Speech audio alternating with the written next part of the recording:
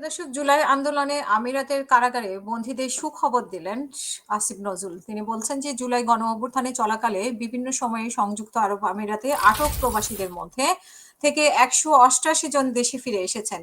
দেশটির কারাগারে বন্দী থাকা অবশিষ্ট 24 জন শীঘ্রই মুক্তি পাচ্ছেন বলে জানিয়েছেন প্রবাসী কল্যাণ ও বৈদেশিক কর্মসংস্থান মন্ত্রণালয়ের উপদেষ্টা আসিফ নজরুল। শুক্রবার সামাজিক যোগাযোগ মাধ্যমে ফেসবুক স্ট্যাটাসের মাধ্যমে তিনি এই তথ্য জানান এবং বলেছেন যে মাননীয় প্রধান উপদেষ্টার নেতৃত্বে আমাদের প্রচেষ্টা অবশেষে সাফল্যের মুখ দেখছে।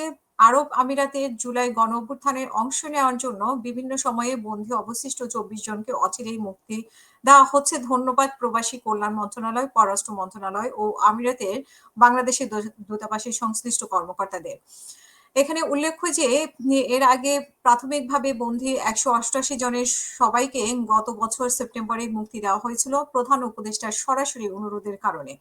উল্লেখ্য, জুলাই গণ অভ্যুত্থানের সময় সংযুক্ত আরব আমিরাতের বিক্ষোভের ঘটনায় প্রথম দফায় আটক 57 জনের মধ্যে 3 জনকে যাবজ্জীবন, 53 জনকে 10 বছর ও একজনকে 11 বছরের কারাদণ্ড দিয়েছে দেশটির আদালত। পরে গত বছরে 28 আগস্ট দেশটির প্রেসিডেন্ট শেখ মোহাম্মদ বিন জায়েদ আল নাহিয়ানের সঙ্গে টেলিফোনে কথা বলে অন্তর্বর্তী সরকারের প্রধান উপদেষ্টা অধ্যাপক মোহাম্মদ ইউনূস এবং তিনি বাংলাদেশিদের সাজা মওকুফের অনুরোধ জানান। এতে সাড়া দেয় আমিরাতের সরকার। পরে কারামুক্ত হয়ে সেপ্টেম্বরের প্রথম সপ্তাহে দেশে ফিরতে শুরু করেন প্রবাসীরা। দেশে ফিরে আসা কর্মীদের পুনর্বাসনের লক্ষ্যে প্রবাসী কল্যাণ ও বৈদেশিক কর্মসংস্থান মন্ত্রণালয়ের অধীনে ওয়েজ আর্নার্স কল্যাণ বোর্ডে কাজ করছে। ইতিমধ্যেই 186 জন কর্মীকে 50,000 টাকা অনুদান দেওয়া হয়েছে বলে জানিয়েছেন। আসলে কয়েকদিন আগেই তারা আমাদের সাথে, যারা দেশে ফিরেছেন তারা আমাদের সাথে লাইভে যুক্ত হয়েছিলেন। আপনারা হয়তো সেই প্রোগ্রামটা অনেকেই দেখেছিলেন এবং আসিফ নজরুল তাদের সাথে খারাপ ব্যবহার করেছে এবং তাদেরকে অনুদান দেওয়া হয়নি এমনটাই বলেছে। আমরা হয়তোবা তাদের সাথে আবারও যোগাযোগ করে জানার চেষ্টা করব আসলে অনুদানটা তারা পেয়েছে কিনা। আসিফ নজরুল যেভাবে বর্ণনা করেছেন এবং তাদের পুনর্বাসন করার কথা, তাদেরকে চাকরির ব্যবস্থা করে দেওয়ার কথা। তো সেটার কতদূর কোন ব্যবস্থা করেছেন সেটা আমরা আসলে তাদের সাথে যোগাযোগ করে আপনাদেরকে জানাতে পারবো এবং এটা নিয়ে আমরা কাজ করেছিলাম।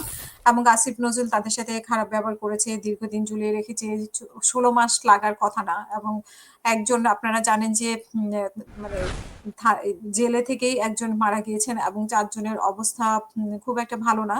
সো দ্রুত যদি ওনারা কাজটা সম্পূর্ণ করেন তাহলে হয়তোবা আমরা সবাইকে ফেরত পাবো। কারণ একজন অসুস্থ হয়ে আসলে কারাগারে থাকতে, থাকতে দীর্ঘদিন অসুস্থ হয়ে মারা গেছেন। আরো যাদের শারীরিক অবস্থা ভালো না তাদেরকে আশা করি যে আমরা সহি সালামতে বাংলাদেশে ফিরিয়ে আনতে পারবো এবং মামলা থেকে মুক্তি পাবে এবং পরিবারগুলোর আসলে যে পরিবারটি তার স্বামী হারিয়েছেন, সন্তান হারিয়েছেন সেই পরিবারের প্রতিও সরকার তাদের সাহায্যের হাত বাড়িয়ে দিবে, সেটাও আশা করি। সবাই ভালো থাকবেন। আবারও কথা হবে।